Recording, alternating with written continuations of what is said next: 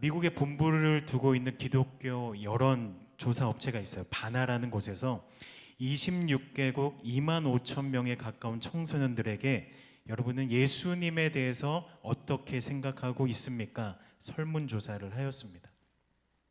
부정적인 의견이 나올 줄 알았는데 대부분 청소년들은 예수님에 대해서 부정적인 생각을 갖고 있지 않았습니다. 그러면서 예수님의 이미지를 이렇게 표현하는데, 순위대로 말씀드리면 사랑의 예수님, 두 번째는 희망을 주시는 예수님, 사람을 아끼시는 예수님. 다음 세대를 생각할 때 참으로 다행이고 감사한 일이라고 생각합니다. 한국에서 비슷한 설문조사를 하였는데요, 대학생과 청년들을 대상으로 이렇게 또한 조사를 하였습니다. 예수님을 당신은 누구라고 생각하십니까?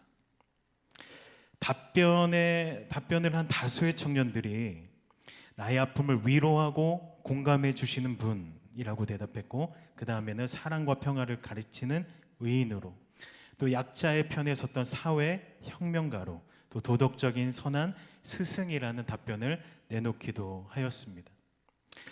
이 설문조사를 보면서 저는 그런 생각을 했어요.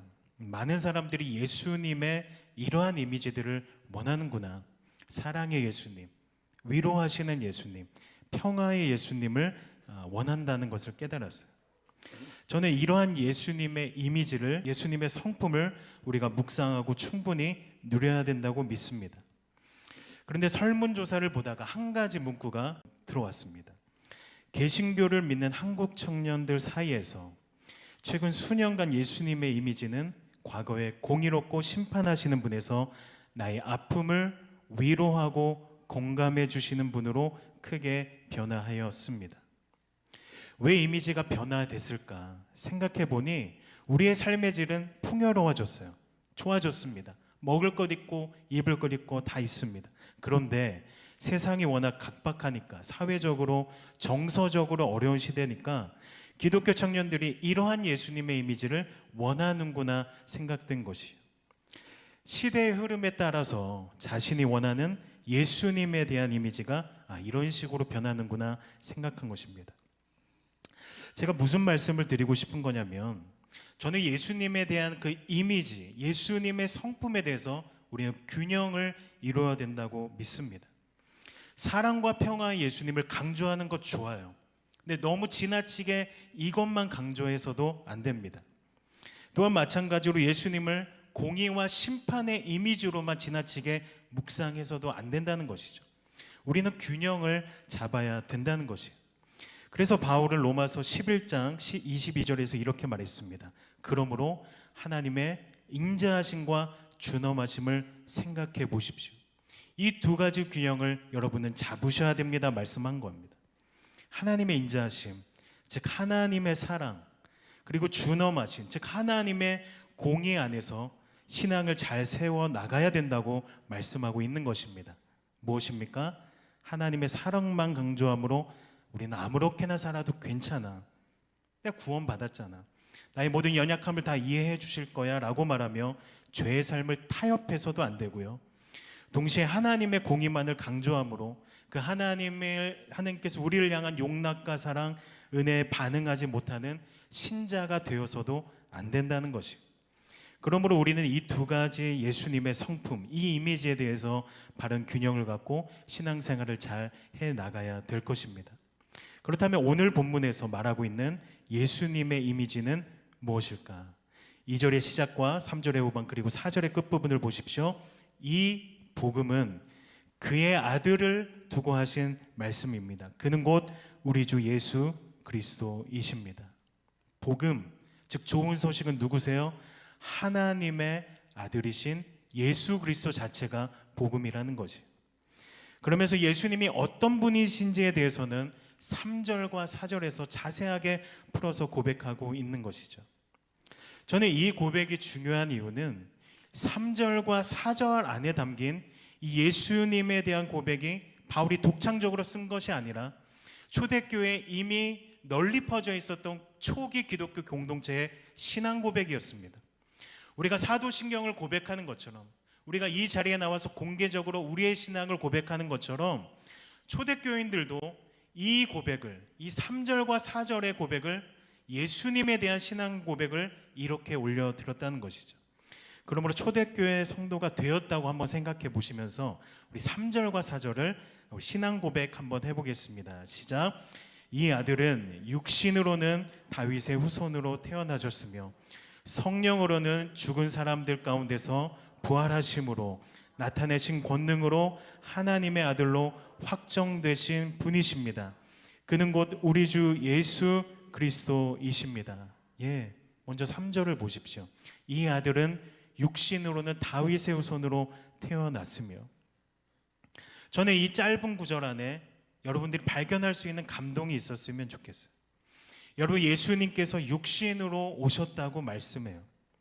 하나님이신 예수님께서 자기를 스스로 낮추셔서 인간의 모습이 되셨다고 말씀합니다.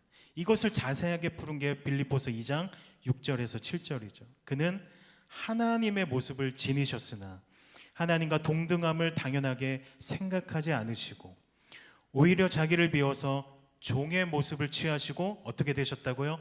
사람과 같이 되셨다. 그는 사람의 모양으로, 육신의 모양으로 나타나셨다 말씀하는 겁니다. 여러분 한번 생각해 보세요. 제가 개미나 곤충이 되었다고 한번 생각해 보세요. 일종의 낮아짐입니다.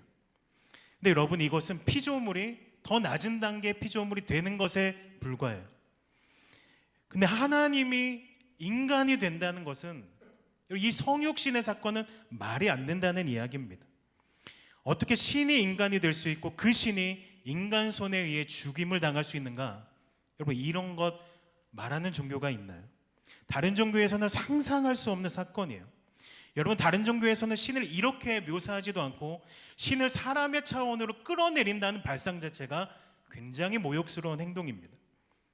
그러나 여러분 기억하십시오. 오직 기독교만이 신이 인간이 되셨다는 이 사랑의 복음이 담겨져 있어요. 신이 사람이 되셨다. 왜? 사랑하시기 때문입니다. 이 단순한 사랑이라는 이유 하나 때문에 예수님께서는 강요된 복종이 아니라 기꺼이 자신의 몸을 낮추어 우리와 같은 육신의 몸을 입으셨다는 것이죠. 또한 육신으로 오시되 예수님은 다윗의 후손으로 오셨다 말씀합니다. 여러분, 다윗의 후손이 무엇이에요? 왕의 혈통이라는 왕가입니다. 사무엘하 7장 16절에서 하나님은 다윗에게 이렇게 약속하셨어요. 내 집과 내 나라가 내 앞에서 영원히 이어갈 것이며 내 왕위가 영원히 튼튼하게 서 있을 것이다. 너의 왕가는 무너지지 않을 것이다. 내가 약속한다. 이러한 엄청난 약속을 하셨는데 실제로 다윗의 후손이 영원히 이어졌나요? 보이는 것으로는 전혀 그렇지 않았어요. 북이스라엘도 망했습니다. 다윗의 왕조인 남유다도 다 망했습니다. 포로 신세가 돼버렸어요. 어떻게 망한 가문에서 왕이 다시 일어날 수 있다는 것이, 여러분, 이건 불가능한 것입니다. 그러나 하나님은 그러한 불가능해 보이는 악조건을 뚫으시고 그 역사에 개입하셔서 하나님은 신실하게 약속을 지키시고 기억하시고 역사하심으로 마침내 약 580년 이후에 누가 이스라엘 가운데 등장하게 되었습니까? 다윗의 후손 유다 지파의 자손이신 예수님께서 이 땅에 사람의 몸으로 오셔서 다시는 멸망하지 않을 영원한 왕으로 등극하셨다는 것입니다. 좌정하셨다는 것이에요. 그래서 저는 이 3절이 예수님의 어떤 모습을 그려내고 있는가 라고 질문하신다면 저는 이렇게 표현하고 싶습니다. 3절은 사랑의 왕이신 예수님이라고 말씀드리고 싶어요. 자기 자신을 낮추셔서 육신의 모양으로 오셨고 다윗의 후손으로 태어나신 사랑의 왕 말입니다. 근데 예수님은 사랑의 왕이실 뿐만 아니라 어떤 왕이시기도 하세요? 공의의 왕이시기도 합니다. 4절이 그것을 말해주고 있는데 4절을 보십시오. 성령으로는 죽은 사람들 가운데서 부활하심으로 나타내신 권능으로 하나님의 아들로 확정되신 분입니다. 그는 곧 우리 주 예수 그리스도이십니다. 육신으로 오셔서 죽으셨던 예수님이 이제는 성령의 역사하심으로 부활하게 되셨어요. 제가 어제 새벽 설교에도 말씀드렸지만 여러분, 부활했다는 것은 단지 예수님이 다시 살아나셨다의 의미만 갖고 있는 것이 아니라 그분이 부활하심으로 세상의 왕과 비교했을 때 전혀 다른 존재가 되었다는 것을 뜻해요. 여러분, 세상의 왕들은 다 죽고 썩고 없어집니다. 하나님의 아들이신 예수님은 오히려 그런데 죽음을 이기시고 다른 차원의 왕으로 등극하셨다는 것이에요. 여러분, 인류가 가지고 있는 최고의 난제가 무엇일까요? 최고의 어려움이 무엇일까요? 그것은 죄로 인해서 우리가 다 죽게 되었다는 것이에요. 근데 어떤 왕이 이 죽음 앞에서, 세상의 가장 큰 권세인 이 죽음 앞에서 이것을 깨트리고 이길 수 있겠어요? 없다는 것입니다. 그런 왕은 이 세상에 존재하지 않아요. 죽음을 이기고 다스릴 수 있는 그 자격이 누구에게만 있으니까 부활하신 예수 그리스도께만 있다는 것이에요. 그래서 빌립보서 2장에서 차원이 다른 그 예수님의 권세와 권위 앞에, 죽음을 극복하시고 이기고 다스리시는 그 예수님 앞에 하늘과 땅 위와 땅 아래에 있는 모든 권세들이 다 왕이신 예수 그리스도께 무릎을 꿇게 되었다고 말씀하는 것이죠. 근데 여러분, 여기서 중요한 것이 있습니다. 바로 이 표현이에요. 성령으로는 죽은 사람들 가운데서 부활하심으로 나타내신 권능으로, 이게 중요합니다. 하나님의 아들로 확정되신 분이십니다. 예수님께서 부활하심으로 하나님의 아들로 확정이 되셨다고 말씀하는데, 그렇다면 예수님이 부활하기 전에는 하나님의 아들이 아니셨다는 이야기일까요? 그런 뜻이 아니죠. 태초부터 지금까지 예수님은 하나님의 아들이셨어요. 그런 뜻이 아니라 이 표현을 더 정확하게 보면 이렇습니다. 하나님의 아들로 지명되신 분. 여러분이 갖고 계신 그 성경 각주 그 밑에 보시면 써 있어요. 지정되신, 지명되신이라고 기록되어 있습니다. 여러분, 지명이 되었다는 것은 하나님께서 예수님에게 어떠한 역할을 부여하셨다는 것입니다. 예수님이 본질적으로 부활하심으로 더 나은 존재가 되었다는 것이 아니에요. 또 위대한 존재가 되었다는 것이 아니라 예수님께서 부활하심으로 하나님께서 예수님에게 어떠한 역할을 감당하시도록 지명하시고 부여하셨다는 것이에요. 사랑하는 아들 예수야, 너는 이제 이 역할을 감당해야 된다. 그래서 내가 너에게 이 권위를 너에게 지명한다, 이것입니다. 그렇다면 하나님은 예수님에게 어떠한 역할을 주신 것일까? 여러분, 사도행전 10장 42절을 보십시오. 예수님께서 승천하시기 전에 제자들에게 이러한 말씀을 하셨어요. 이 예수께서 우리에게 명하시기를 하나님께서 자기를 살아있는 사람들과 죽은 사람들의 무엇으로 정하셨다고요? 심판자로 정하신 것을, 지명하신 것을 사람들에게 선포하고 증언하라고 하셨습니다. 무엇입니까? 하나님께서 예수님을 사람들을 심판할 수 있는 심판자로 지명하셨다는 것이에요. 말씀 하나 더 보겠습니다. 사도행전 17장 31절인데 바울이 그리스 아테네에서 복음을 전도하면서 예수님에 대해서 이렇게 설명합니다.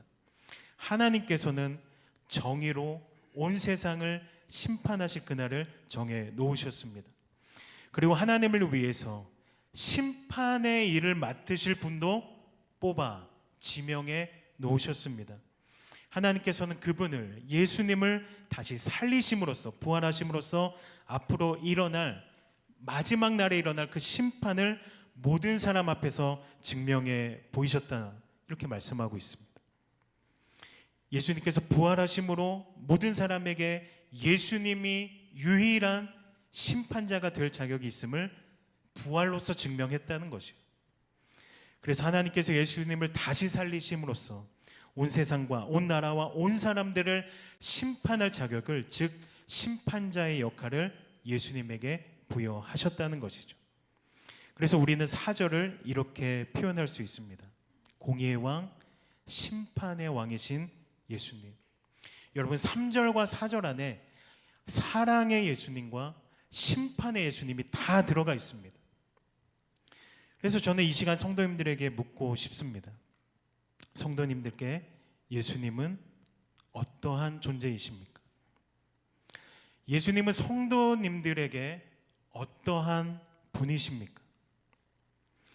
앞서 젊은 세대가 이렇게 예수님에 대해서, 이미지에 대해서 이렇게 말했어요. 예수님은 우리의 위로자이십니다. 선한 목자이십니다.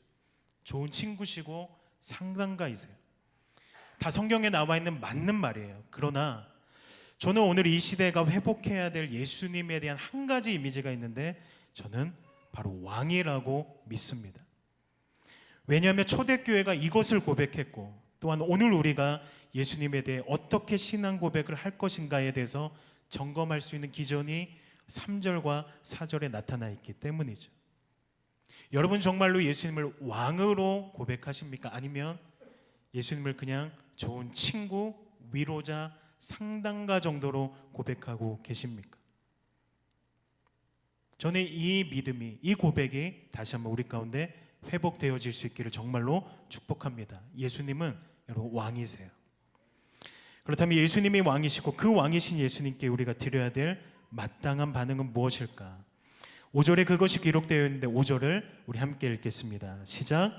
우리는 그를 통하여 은혜를 입어 사도의 직분을 받았습니다. 그것은 우리가 그 이름을 전하여 모든 민족이 믿고 순종하게 하려는 것입니다. 여러분 이 말씀을 잘 보십시오. 사실 이 말씀 드리고 싶어서 제가 이 본문을 선택한 것이, 모든 민족이 예수님을 믿어 위로를 얻게 하라는, 그렇게 말하지 않아요. 예수님을 믿어 내 삶에 평안을 얻는 것이 아니라고 말합니다. 내가 예수님을 믿어 더 나은 삶으로 나아가는 것이 아니라고 말해요. 이것도 맞지만 여러분 가장 우선시되어야 될 것이 무엇입니까? 예수님을 내가 믿어 순종하게 하려는 것, 이것입니다. 예수님이 왕이시고 우리가 그분의 종이시기 때문에 왕이신 예수님을 향한 우리의 마땅한 반응이 믿었다면 순종으로 나타나야 된다는 것이, 또한 바울이 복음을 전하는 목적 여기에 기록되어 있습니다. 단순히 그를 평화롭게 하려고, 어떠한 문제들을 좀 해결시키려고가 아니라 복음을 전하는 목적이 왕이신 예수님을 이방인들이 믿어 그들이 마땅한 순종을 보이게 하기 위해서 그가 복음을 내가 전하고 있다, 이렇게 말씀하는 것입니다. 그렇게 여러분 복음에 진짜로 반응한 사람들은 어떤 사람들일까요? 바로 온 세상의 임금과 구주요 심판자이신 예수님을 내 마음으로 믿는 것뿐만 아니라 이제 그분을 믿기에 예수님께 순종하는 삶을 살기로 결단하고 실제로 살아내는 것이 왕이신 예수님을 향한 믿는 자의 올바른 반응이라는 것입니다. 그렇게 순종은 구원받은 자들이 마땅히 행하게 되는 결과입니다. 제가 목회를 하면서 너무나 안타까운 것은 어떤 분들은 이 믿음과 순종을 자꾸 분리시키려고 해요. 아니요, 사실 교회 안에 이 가르침이 너무나 잘못 들어왔습니다. 이 잘못된 가르침으로 우리를 미혹하고 있는 것을 봐요. 믿는 것이 중요하지 순종은 하면 좋고 안 하면 어쩔 수 없고, 이런 식으로 미혹됐단 말입니다.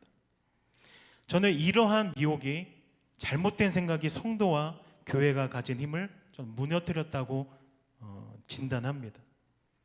여러분 왜 한국교회가, 죄송합니다만 왜 개독교라는 비참한 소리를 들어가며 비난받고 있을까요? 저는 순종이 사라졌기 때문이라고 생각해요. 예수 믿었다는 게 중요한 것이지 내 말씀을 따르는 삶은 필수가 아니라 선택사항이야,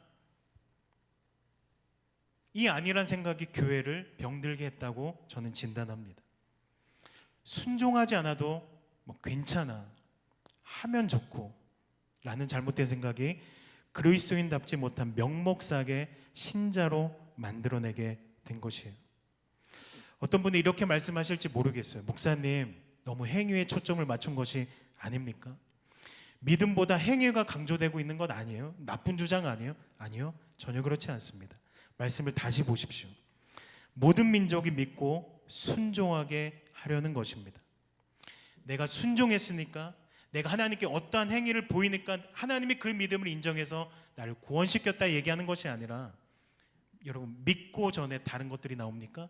어떠한 조건들이 나옵니까? 아니요, 믿어서 자연스럽게 따라오는 결과가 바로 순종이라는 것입니다. 여러분 이것이 바로 성경적인 원리라는 것이에요. 그러므로 여러분 기억하십시오. 예수님을 내가 믿었다는 것은 즉 예수님이 왕이라는 이 복음을 마음으로 받아들인 자는 반드시 말씀을 지키는 순종으로 나타내고 증명됩니다. 말씀에 순종하는 삶은 해도 되고 안 해도 되는 선택이 아니라 반드시 우리 삶에서 해야 되는 필수라는 것이요.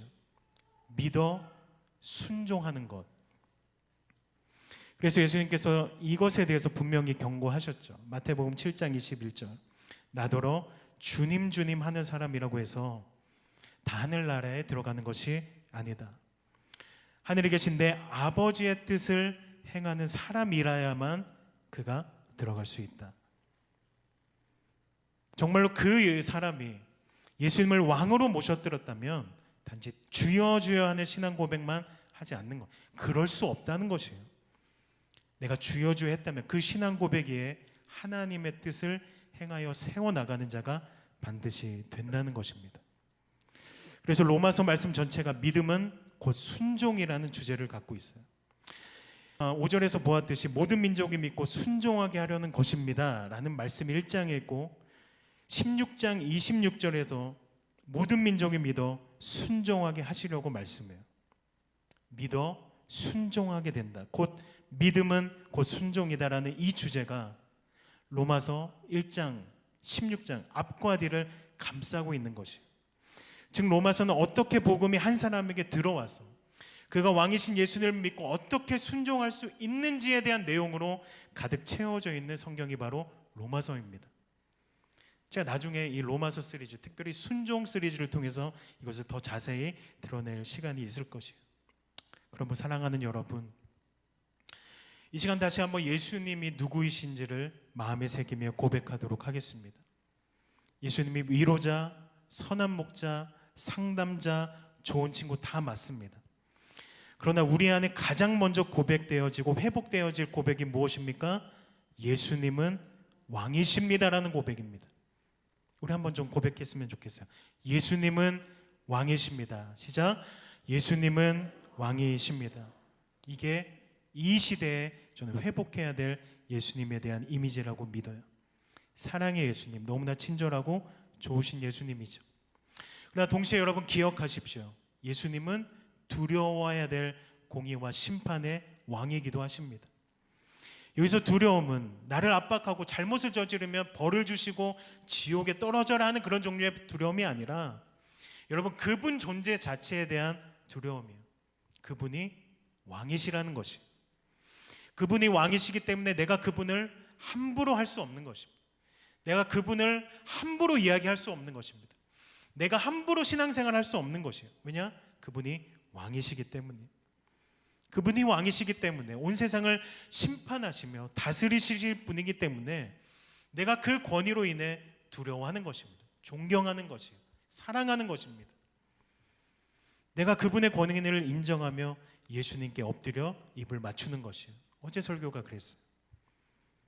기억할 것은 여러분 그렇다고 해서 제가 모든 것을 완벽하게 지키는 그런 순종을 말하는 것이 아니에요. 때로는 잘 안 될 수도 있습니다. 지켰는데 잘 안 될 수도 있어요.